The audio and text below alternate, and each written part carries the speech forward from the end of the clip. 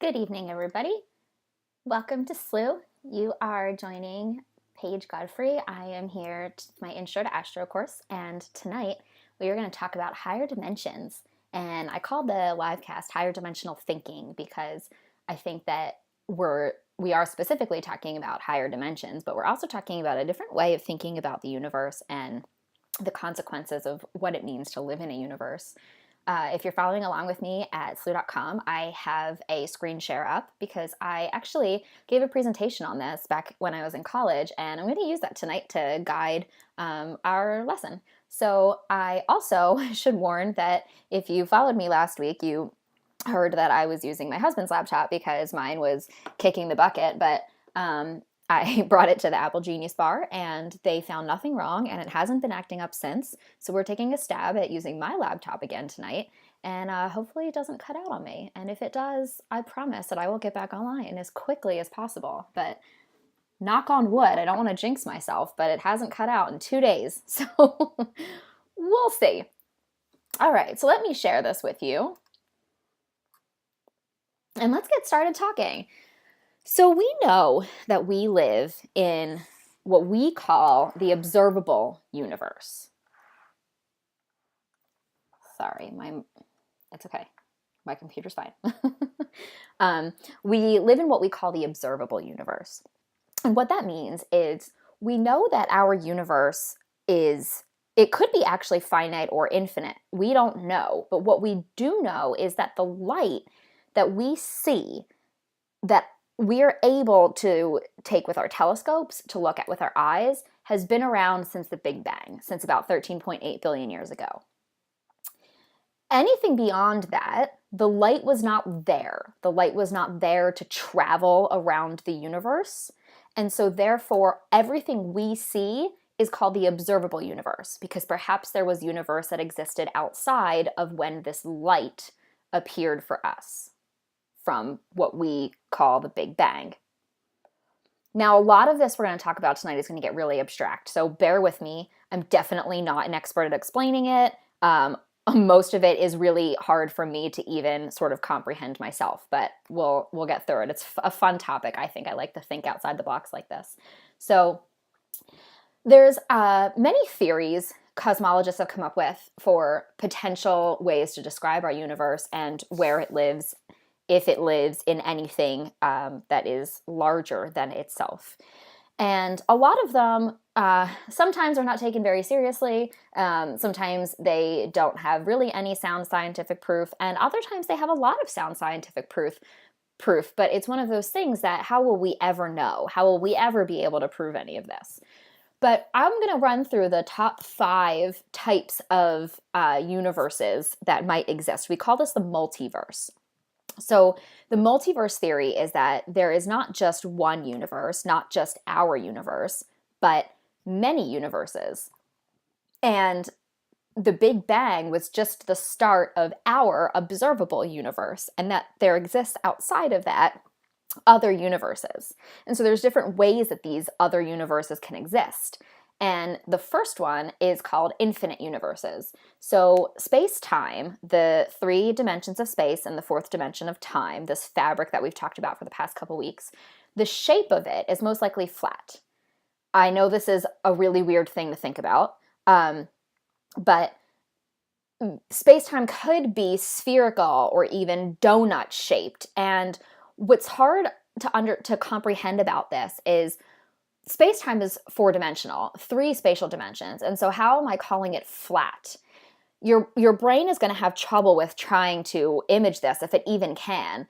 Like, I'm not your brain specifically, but brains in general might not be capable of actually picturing this. But space-time can have a shape to it. And what it would mean if it was spherical is that when you travel around space-time, you eventually get back to where you started from. Like if you were to travel, pretend you're an ant on a basketball and you start at the top and you travel all the way around to the other side.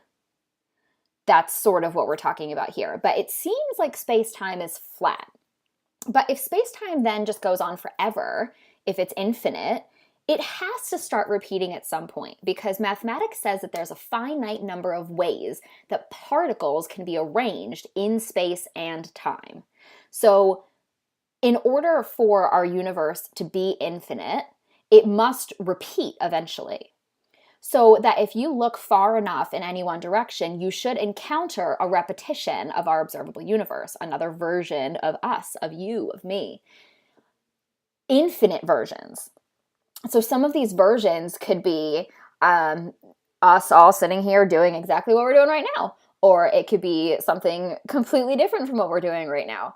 But because the observable universe extends only as far as light has had this chance to go in the 13.8 billion years, the space-time beyond that 13.8 billion light year distance can be considered its own separate universe.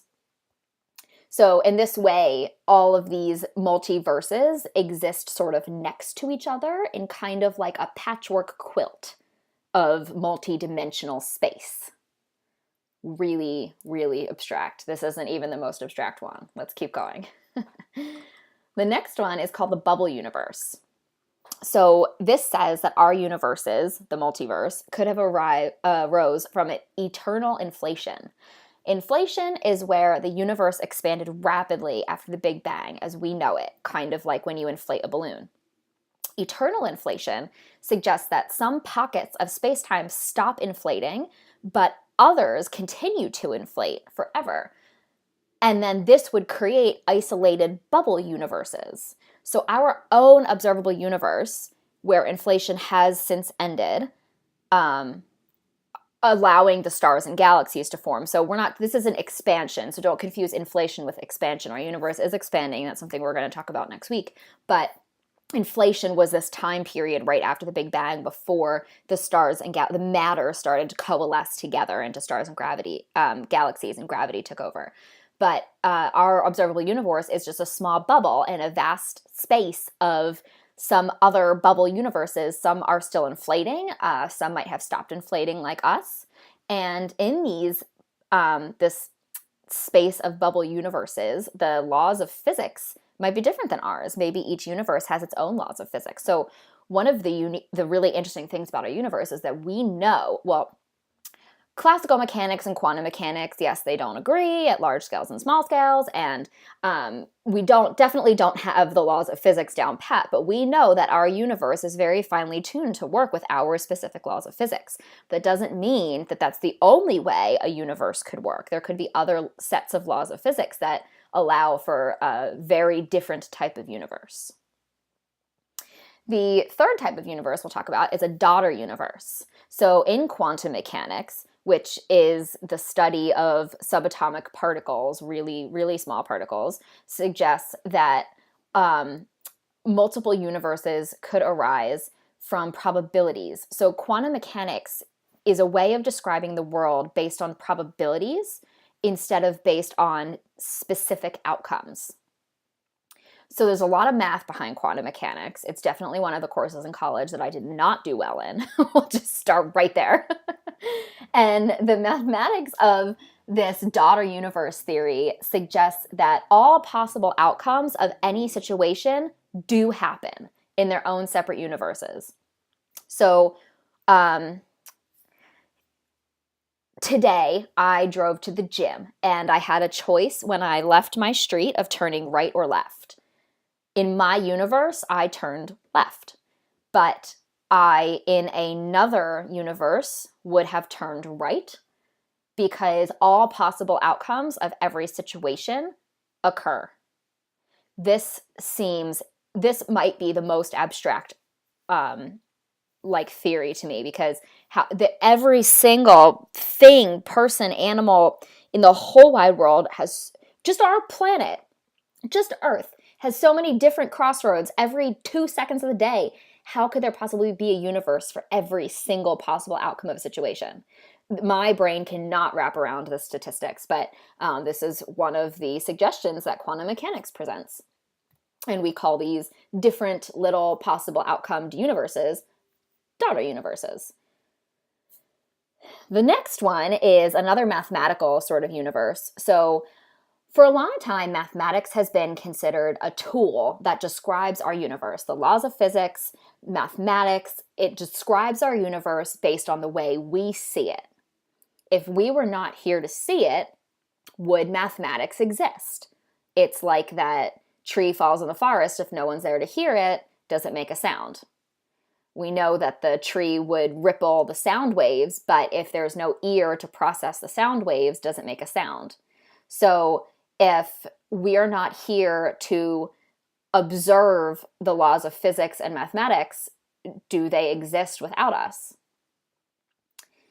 Or is math itself a fundamental reality, and our observations of it are just a perception of this absolute mathematical nature?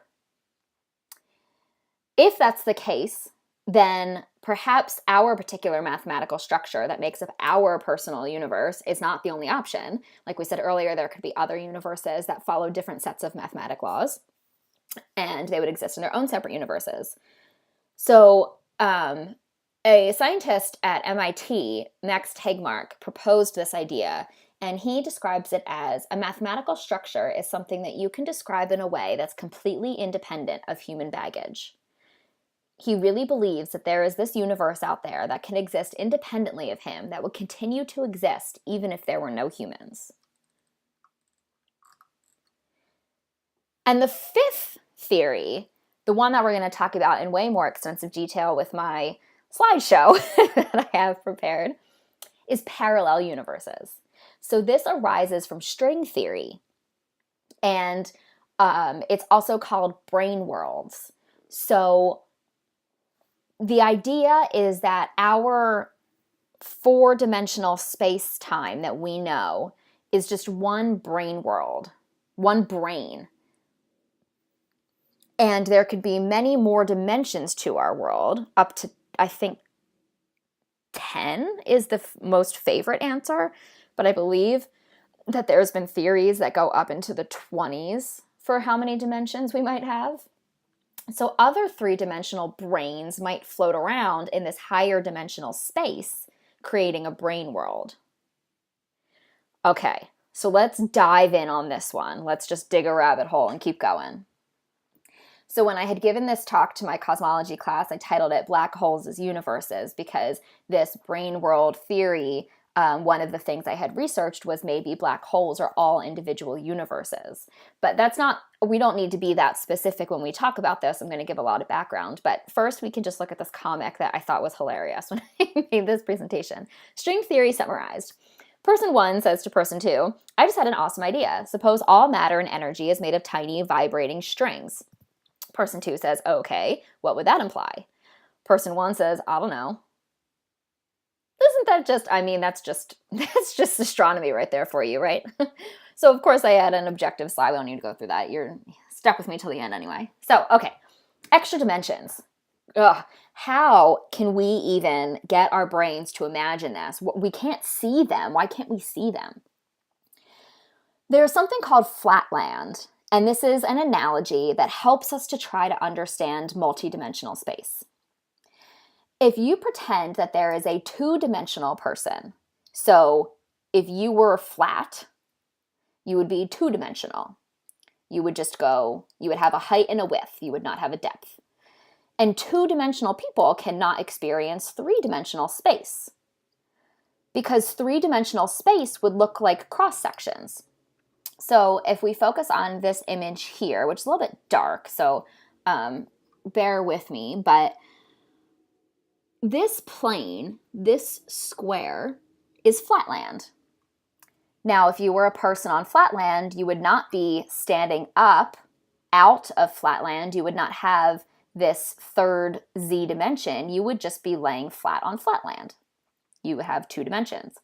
Now, if a three-dimensional object tried to cross through flatland, like this sphere, you would only be able to see it cross-section by cross-section. It's too hard to picture 4 dimensions of space, so instead we use these analogies of being 1- and 2-dimensional to try to help us picture it. So another analogy is an ant confined to the surface of a garden hose. This is an example where the ant, from close up, thinks it has 2 dimensions. It can go long ways down the garden hose, and it can go around the garden hose.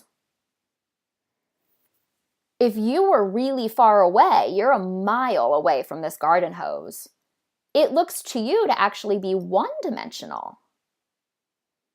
Because if you're standing like here, you see the ant on the garden hose and it looks 2D, but then, this is one dimension and then this is another dimension.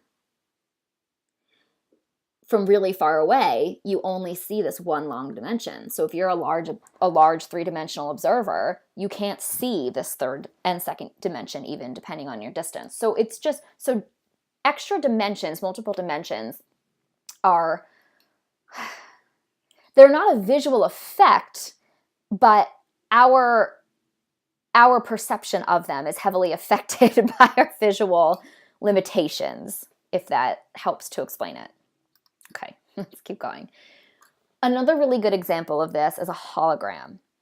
A hologram, if you've ever played with one, projects a 3D image onto a 2D surface, but still recovers all 3D information. I have to tell you, I was in my senior year of undergrad at the College of New Jersey, and I took an optics course. And for one of our labs that we had to do at the end of the year was create a hologram. We got to bring in whatever object we wanted, and we set up this laser system that created the 3D light onto the holographic surface. It was the coolest thing I think I've ever done. It was probably the coolest experiment I ever did in 9 years of college. 4 undergrad, 5 grad school. But yeah, it was amazing. Anyway, so when you pick up a hologram, it might be hard to tell from this picture, but it's just a 2-dimensional, it's like a piece of paper, essentially. It's like if you were holding a piece of paper. The image is just imprinted on the surface. The image is printed in 2-dimensional space. But it recovers all 3D information. You can kind of turn it around and see the depth of the objects that are printed on this image. So imagine that pretend our universe is a 3-dimensional projection. When we talk about this, we're ignoring time as a dimension. We're just talking about spatial dimensions. So imagine our universe is a 3 spatial dimension projection of a higher dimensional space. So when you project this 3D cube onto a flat surface, it is 2D, the projection is 2D, but the actual object was 3D. So what if we are a 3D projection of an actual universe that has more dimensions than just 3? Crazy. Okay, so maybe I've convinced you that it's possible to have other spatial dimensions. What could they be? Well, some of them are tiny curved dimensions, potentially. So if you imagine a ring, and then this is 1-dimensional. Now you have, or 2-dimensional, sorry, up and across. Now you have a 3-dimensional when you add a bunch of rings. So you have this cylinder. Now if you have multiple cylinders and you start to fill in the rings like donuts, you can start to kind of, this still looks, well, to you, this is a screen, so this is 2D. But you can see the recovered 3-dimensional depth here. But this is a way to sort of build extra dimensions, and they could kind of be like tiny curved up rings. There could also be large dimensions, larger than ours. So this is a 3D cube, 3-dimensional cube. It has a height, it has a width, and it has a depth, or X, Y, and Z. If you pretended you made this cube out of paper, like origami style, this is what it would lay out like, all of the pieces. So if you fold this down and then wrap this around, you'd recover your cube. If this is confusing, then draw this on a piece of paper, cut it out, and bend it, and you'll be able to see that you just made a cube. Okay, so a 4 spatial dimension this is a disaster, and it's really hard to try to understand what this looks like, but if you pulled it all apart in the way that we pulled our cube apart, this is what it would look like. Yeah, so making a 3-dimensional cube into 2 dimensions looks like this. Making a 4-dimensional cube thing, I don't know what it's called, it's not a cube, into lesser 3 dimensions would look like this. So then what's a brane? A brane is a membrane of space that is manifested in a bulk of space and confines particles and forces on it.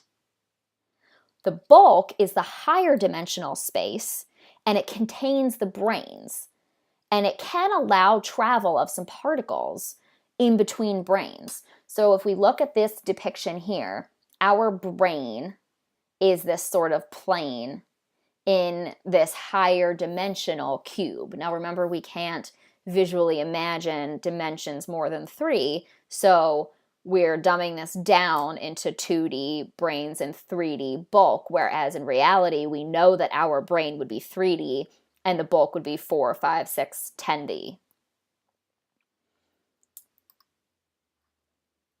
String theory has 3 different types of strings. So when the smallest particles in the universe, way back when, used to be atoms. Then we found neutrons, electrons, protons. Great. Well, now we're all the way down to quarks and leptons.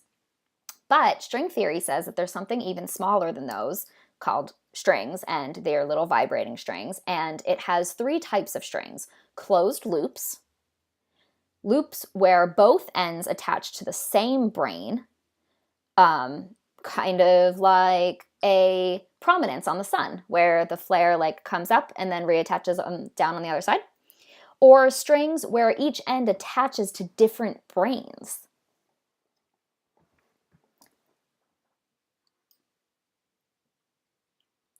Closed loops are the gravitons that travel through the bulk.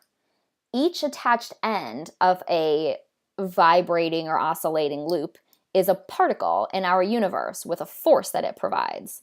So every time a string is attached to our brane, we see it as a particle. So in this graphic here, we're kind of looking at a spatial slice of space-time. So if we have these branes, you can see some closed string loops, some that connect across different branes, and some that connect on their own brane, and you can see the dots at the end of the loops, or the strings, are representing the particles in that brane or universe. This is getting pretty intense. Okay, so if we lived in a brane world, if we have one brane could be the weak brane. So you know that we have different forces, and we have these fundamental forces in our universe. One of them is the weak force, one of them is the strong force. And this helps to explain the hierarchy problem with these forces. So if gravity travels through the bulk and across, like, so in between branes, gravity travels like here. Remember we said way earlier that the branes can allow travel of few particles in between, which are gravitons. So the strings that connect 2 branes together would carry the force of gravity. So if gravity traveled across the bulk and across dimensions, it would explain why gravity is so much a weaker force than the other 3 fundamental forces in our universe. Because the 3 other fundamental forces are confined to our universe, whereas gravity is traveling between other universes.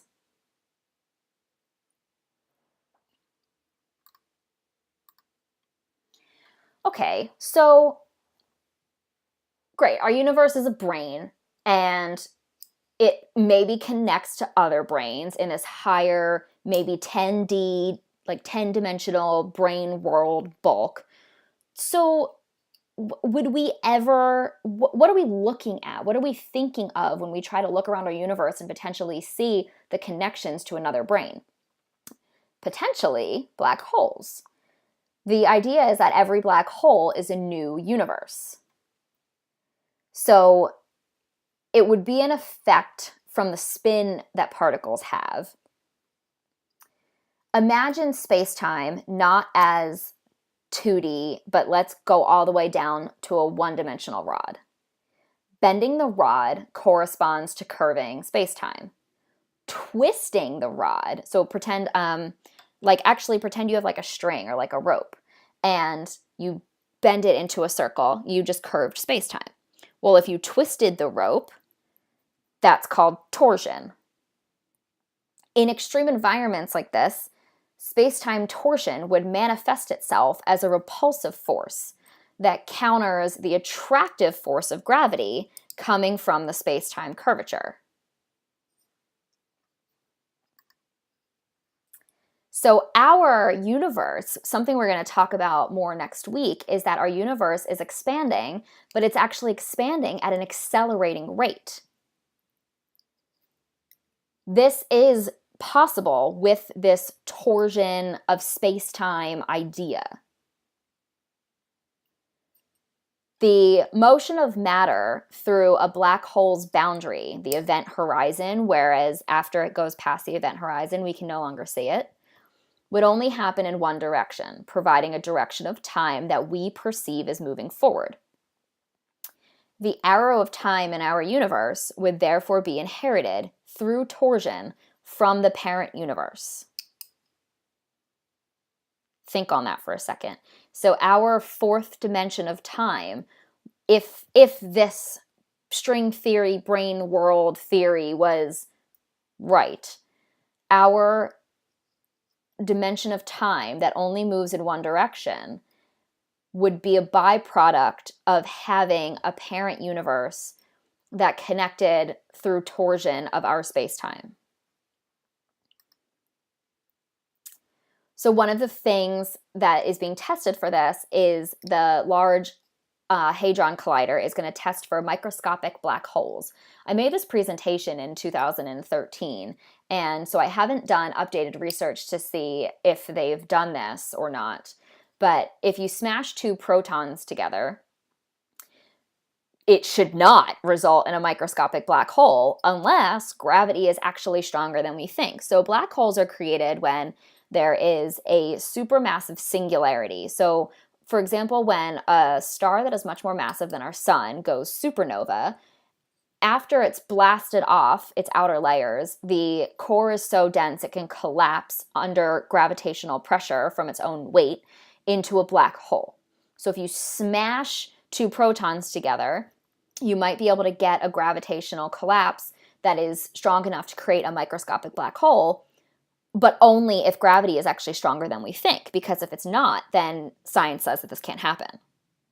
All of the energy would be concentrated into the tiny area, and this microscopic black hole, which would only last for like a microsecond, it's very fleeting, would be detected by the burst of particles around it outside the event horizon of it. So it should take more energy than the Large Hadron Collider can produce by smashing the two protons together. But if stronger gravity existed, it would make the energy threshold attainable to be done. Wow. So my last slide for the class was another comic, but I must say that reading it back again, it's not as funny as I thought, but you could go ahead and read it if you'd like. But I also have my references listed here, and they're really good. So Lisa Randall is a very famous and very intelligent cosmologist that works on string theory, and she's written books, she's given talks, she's done a lot. So if you are interested in reading more about this sort of thing, she's definitely a name that you should look for. Another name that I highly suggest is Ethan Siegel. He is an astronomer. I've met him several times at the American Astronomical Society conferences. He's wonderful. And he has a blog called Starts with a Bang. And you can follow him on Twitter. And he writes a lot about cosmology and things like this. So these are my other references as well, if you were interested in looking up more information on all of this. But there was a lot. It's a lot of really abstract thinking. I know right now that I did not fully explain everything that well, and that you might be leaving this more confused than you were when you came in. Don't worry, I am too. So it's definitely very abstract. It's really hard to wrap your brain around this kind of idea when you can't visually imagine it. So when we can't imagine and visualize multiple dimensions beyond three spatial dimensions, it's a really hard task to do. There's a lot of mathematics involved, and props to the cosmologists out there. We appreciate you. So I hope that I've entertained you at least, if not confused the heck out of you, but I will leave it here for the night because that's a lot to soak up, and you can go, try to think on this for a while, and maybe we can get a nice discussion going on the discussion boards about this sort of topic. But next week I'll be back and we'll be talking about our accelerating expanding universe with regards to dark energy, and we'll also talk about dark matter and how we know that dark energy and dark matter both exist, what they are, and how do we know that they exist when we can't see them. So that is a topic that is a little bit abstract because, again, it's something that you cannot see, but there is scientific proof of their existence. And so I can at least give you that next week. It's a little bit more concrete. Well, I hope you've enjoyed tonight. I hope you have a great week. I believe next week I'm going to have to move the show again. I will be returning from our NSF conference on Wednesday night, so I might need to have the show Thursday night. So I apologize for all the schedule changes, but I appreciate your flexibility. And as always, you can find the live cast in our past live casts should you have missed it. So in the meantime, if you caught earlier, Paul Cox had a live cast introduction to the Messier Marathon that we're going to be having this Saturday. And if you missed it, you definitely want to go check out what he talked about and how to get prepared for the Messier Marathon. And then on Saturday, if you celebrate St. Paddy's Day, and it's a great time to get involved with this Messier Marathon. I've been told that there might be some hints of some green aurorae being shown, and nebulae. I don't know why I said aurorae. It's late. I'm tired. Green nebulae through the our slew telescopes, and so please join us on Saturday for this really exciting event. It doesn't come around that often, so enjoy it while you can. Have a good night, everybody. Clear skies.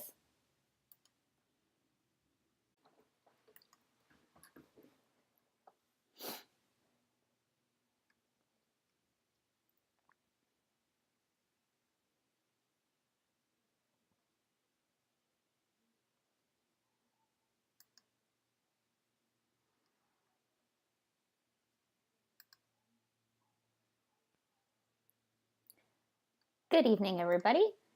Welcome to SLU. You are joining Paige Godfrey. I am here to my Intro to Astro course, and tonight we are going to talk about higher dimensions. And I called the live cast Higher Dimensional Thinking because I think that we are specifically talking about higher dimensions, but we're also talking about a different way of thinking about the universe, and that the light was not there. The light was not there to travel around the universe. And so therefore, everything we see is called the observable universe, because perhaps there was universe that existed outside of when this light appeared for us from what we call the Big Bang. Now, a lot of this we're going to talk about tonight is going to get really abstract, so bear with me. I'm definitely not an expert at explaining it. Most of it is really hard for me to even sort of comprehend myself, but we'll get through it. It's a fun topic, I think. I like to think outside the box like this. So there's many theories cosmologists have come up with for potential ways to describe our universe and where it lives, the consequences of what it means to live in a universe. If you're following along with me at slu.com, I have a screen share up because I actually gave a presentation on this back when I was in college, and I'm going to use that tonight to guide our lesson. So I also should warn that if you followed me last week, you heard that I was using my husband's laptop because mine was kicking the bucket, but I brought it to the Apple Genius Bar, and they found nothing wrong, and it hasn't been acting up since. So we're taking a stab at using my laptop again tonight, and hopefully it doesn't cut out on me. And if it does, I promise that I will get back online as quickly as possible. But knock on wood, I don't want to jinx myself, but it hasn't cut out in 2 days. So we'll see. All right, so let me share this with you. And let's get started talking. So we know that we live in what we call the observable universe. Sorry, it's okay. My computer's fine. We live in what we call the observable universe. And what that means is we know that our universe it could be actually finite or infinite. We don't know. But what we do know is that the light that we see, that we're able to take with our telescopes, to look at with our eyes, has been around since the Big Bang, since about 13.8 billion years ago. Anything beyond, if it lives in anything that is larger than itself. And a lot of them sometimes are not taken very seriously. Sometimes they don't have really any sound scientific proof, and other times they have a lot of sound scientific proof. But it's one of those things that how will we ever know? How will we ever be able to prove any of this? But I'm going to run through the top 5 types of universes that might exist. We call this the multiverse. So the multiverse theory is that there is not just one universe, not just our universe, but many universes. And the Big Bang was just the start of our observable universe, and that there